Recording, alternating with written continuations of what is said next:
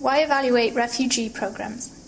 When we evaluate programs in the refugee-serving sector, we assess organizations and groups that work with refugee programs or with one or more streams of refugee arrivals. These may include refugee claimants, government-assisted, privately sponsored, blended visa office referred, and joint assistant sponsorship refugees. In our previous video, we talked about the hallmarks and goals of community-based evaluation. In this video, we will discuss the importance of community-based evaluation specifically in the refugee-serving sector.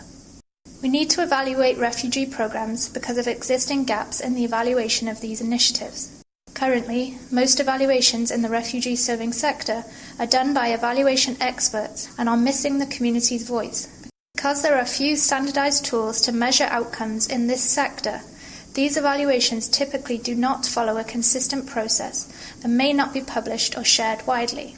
As well, refugee outcomes are generally pooled with immigrant outcomes. This makes it difficult to separate out program impacts on refugees specifically.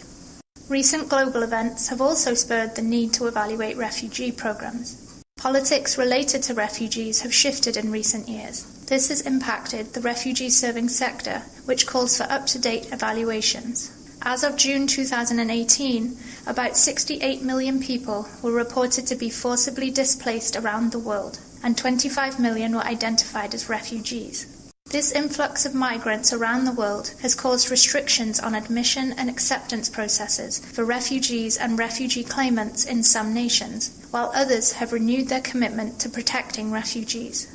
In Canada, trends and contexts that affect refugees and the refugee-serving sector are changing as well. In 2017, the number of refugee claimants entering Canada more than doubled, and origin countries have changed significantly. In the coming years, Canada's annual targets of resettled refugees and claimants granted refugee status will impact the refugee-serving sector.